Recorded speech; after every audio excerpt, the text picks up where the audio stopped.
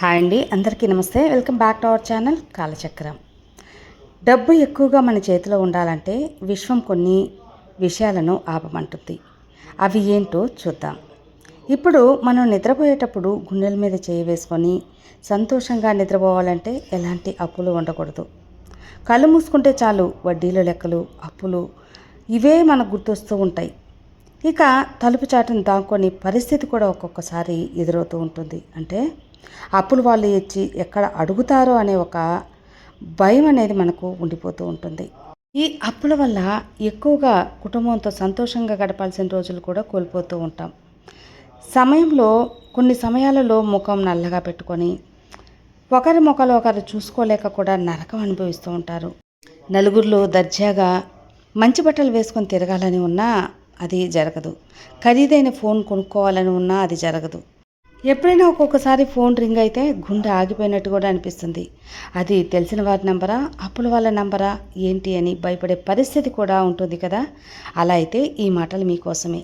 మీరు ఒంటరిగా ఈ యుద్ధం చేయడం లేదు, కానీ మీరు చేస్తున్న ఈ యుద్ధం మిమ్మల్ని గెలిపించదు, మిమ్మల్ని ఇంకా బాధ పెట్టేందుకు పనిచేస్తుంది. మనం ఎందుకు అప్పులు చేస్తూ ఉంటాం? అది అవసరమా, అలవాటా, లేక మనల్ని మనం మోసం చేసుకుంటున్న ఒక మాయ? దీని గురించిలో ఈరోజు ఒక లోతుగా ఒక నిజాయితీగా మాట్లాడుకుందామండి. మనం అప్పు ఎందుకు చేస్తామని అడిగితే అందరూ చెప్పే మొదటి కారణం వచ్చే జీతం సరిపోవడం లేదు, ఎక్కువ ఖర్చులు వస్తూ ఉన్నాయి. ఇది అందరికీ సబబుగా అనిపించినా ఇది నిజమేనా అని కూడా అనిపిస్తుంది. నిజం కూడా. ధరలు పెరిగాయి, ఖర్చులు పెరిగాయి, జీతాలు పెరగలేదు. మనల్ని మనం సమర్థించుకుంటూ ఉంటాం. కానీ ఒక్కొక్కసారి వెనక్కి తిరిగి చూడండి. ఒక 10,000 రూపాయల జీతం వస్తున్నప్పుడు అప్పులు ఉన్నాయి. ఇప్పుడు 20,000 వస్తున్నా అప్పులు ఉన్నాయి. రేపు 50,000 వచ్చినా కూడా అప్పులు మాత్రం ఉంటాయి. ఎందుకంటే సమస్య మీ జీతంలో లేదు, మీ జీవన శైలిలో ఉంది. అప్పు అనేది ఆర్థిక అవసరం కంటే కూడా ఒక ఎమోషనల్గా నిర్ణయం అయిపోయింది. ఈ రోజుల్లో పక్కవాడిని చూసి ఆకర్షితులవ్వడం, మన స్థాయికి మించిన వస్తువులు కొనడం, లేదా మనకు లేని హోదాను ఉన్నట్లుగా చూపించుకోవాలనుకోవడం తాపత్రయపడే కొన్ని అప్పుల ఊబిలో నెట్టేస్తూ ఉంటాయి. మనం మన ఆకలి కోసం అప్పులు చేయడం లేదు, మన అహంకారం కోసం చేస్తూ ఉన్నాం. మన అవసరాల కోసం చేయడం లేదు, మన ఆశల కోసం చేస్తున్నాం. ఆ ఆశే మనల్ని తినేస్తూ ఉంటుంది. ముఖ్యంగా ఈ మధ్యకాలంలో యువతను, అలాగే మధ్య వయసు వారిని పట్టి పీడిస్తున్న అతిపెద్ద మహమ్మారి ఈ బెట్టింగ్లు, ఈ గేమింగ్స్ ఒక వ్యసనంలా కూడా మారిపోయింది. ఉదయం లేవగానే పని మీద ధ్యాస ఉండదు.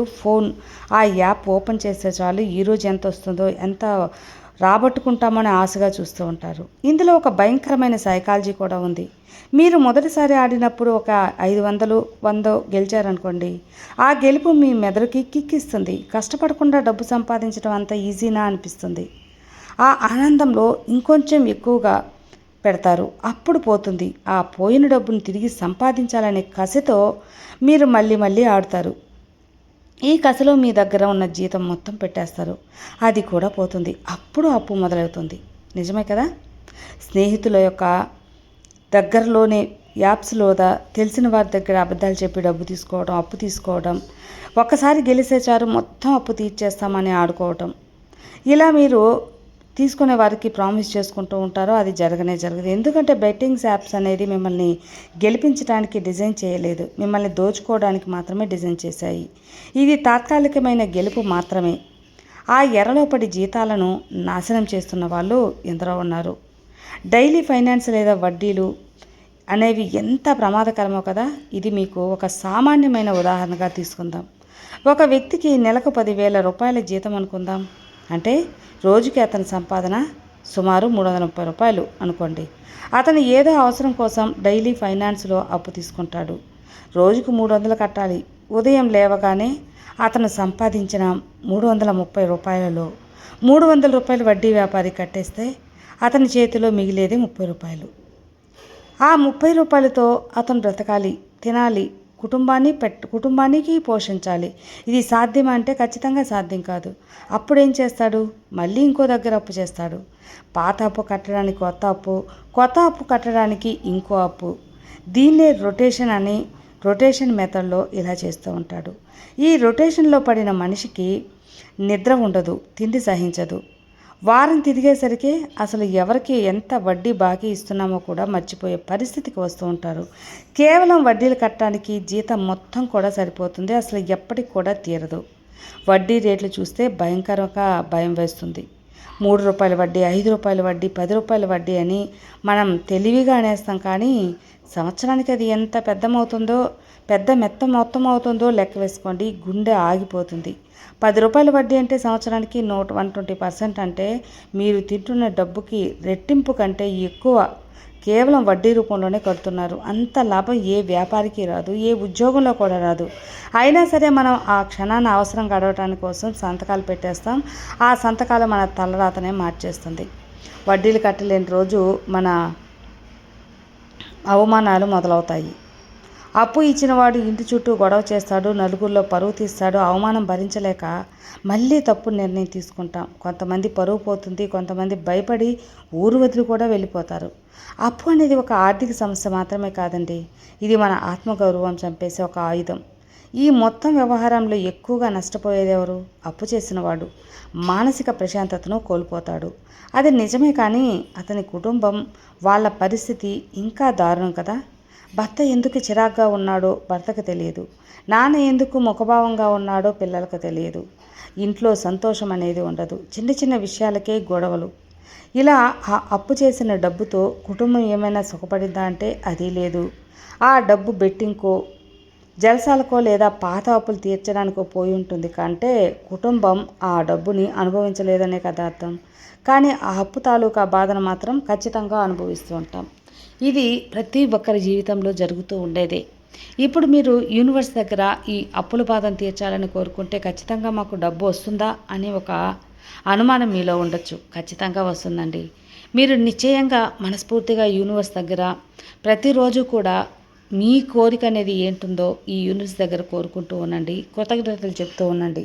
తప్పకుండా మీ అప్పులు తీరటమే కాకుండా విపరీతమైన డబ్బు యోగం అనేది కలుగుతుంది. కానీ మనం చేయవలసింది ఆ డబ్బు సంపాదించే రీతిలో, ఆ యూనివర్స్ని అడిగే ఒక రీతిలో మనం అప్పులు, కష్టాలు, బాధలు అవన్నీ కూడా యూనివర్స్ దగ్గర చెప్పుకోకుండా మాకు వడ్డీలు తగ్గాలి, అప్పులు తగ్గాలి, ఇలా కాకుండా డబ్బు పెరగాలి, ఆస్తులు ఎక్కువ చేరాలి, డబ్బు విపరీతంగా రావాలి, ఇలా పాజిటివ్ వర్డ్స్లో కోరుకోవాలి. యూనివర్స్ పాజిటివ్ని మాత్రమే తీసుకుంటుంది, నెగిటివ్ని వదిలేస్తుంది. ఇది మాత్రం గుర్తుంచుకోండి. ఇక అప్పులు, మనం బంగారం తాకట్టు పెట్టవలసి వస్తుంది, ఉన్న చిన్న ఇల్లు అమ్ముకోవాల్సి వస్తుంది, పిల్లల చదువులు ఆగిపోతాయి. అప్పు చేసిన వ్యక్తి బాధ్యతారహితం వల్ల నిరాశపరులైపోతారు, కుటుంబ సభ్యులు కూడా శిక్ష అనుభవిస్తారు. ఇది ఎంతవరకు న్యాయం అంటే, మనం అప్పు చేయడానికి మరో ప్రధాన కారణం స్టేటస్.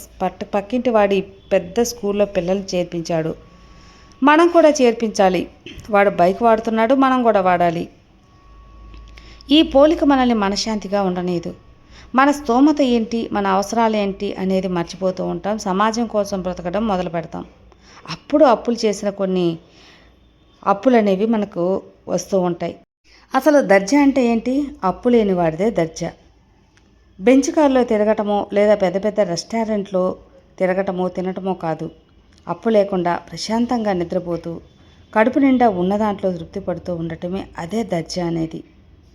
తప్పు చేస్తున్నవాడు రకరకాల సాకులు చెప్తాడు. పర్లేదులే, వచ్చే నెల బోనస్ వస్తుంది కదా, అప్పుడు కట్టేయచ్చు అని.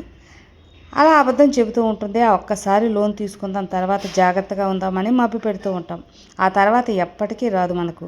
వచ్చే నెల వచ్చేసరికి కొత్త ఖర్చు వస్తుంది, అప్పుడు మళ్ళీ ఇంకో నెల చూసుకుందాం అనుకుంటాం.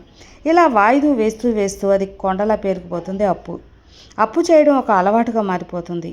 చిన్న అవసరానికి కూడా సరే దారి వెతకకుండా అప్పు పుడుతుంది అని ఆలోచించి స్థితికి వచ్చేస్తాం.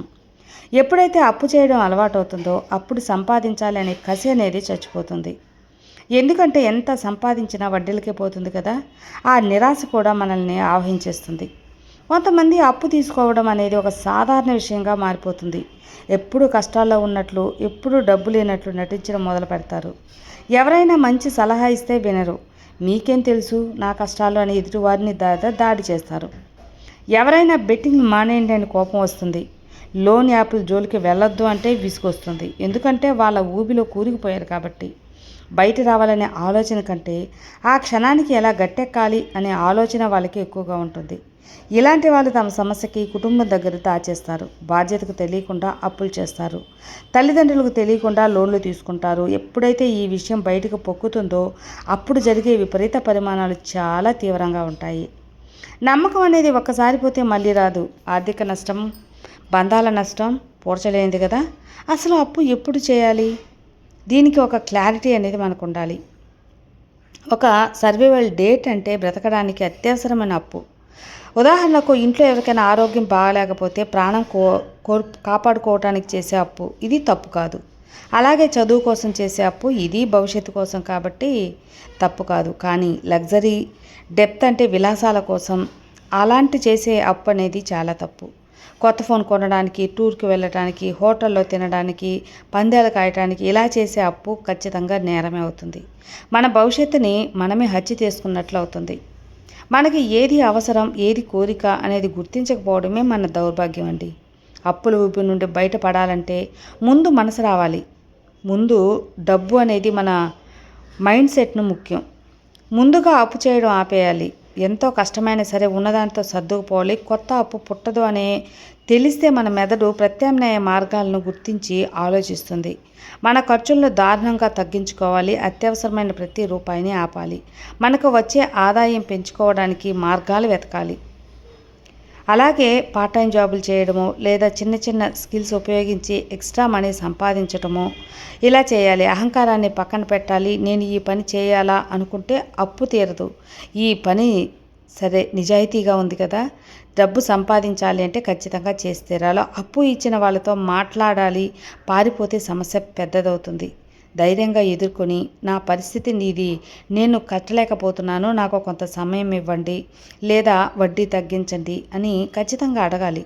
నిజాయితీగా ప్రయత్నిస్తే చాలామంది అర్థం చేసుకుంటారు. కానీ మనం ఫోన్ స్విచ్ ఆఫ్ చేసి తప్పించుకుంటూ తిరుగుతూ ఉంటే వాళ్ళకి కోపం వస్తుంది కదా. ఇచ్చిన వాళ్ళకి ప్రణాళిక వేసుకోవాలి. ఈ అప్పు ముందు తీర్చాలి.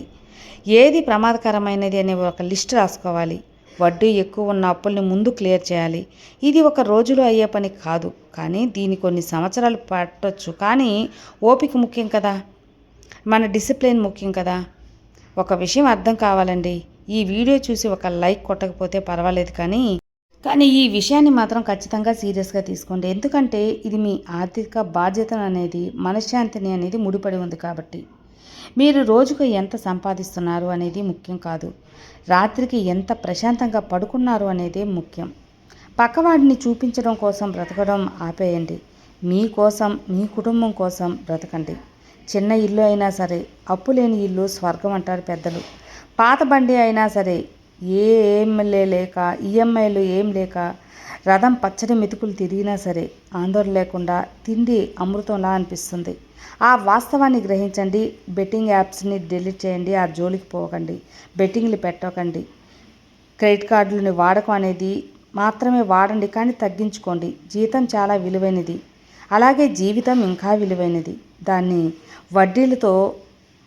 వడ్డీలతోనే ఆ కాలం గడపకుండా మీ భవిష్యత్తు అనేది మీరు చూసుకొని డబ్బుని ఎలా ఖర్చు పెట్టాలి, ఎలా సంపాదించాలి, ఇవన్నీ కూడా తెలుసుకోండి.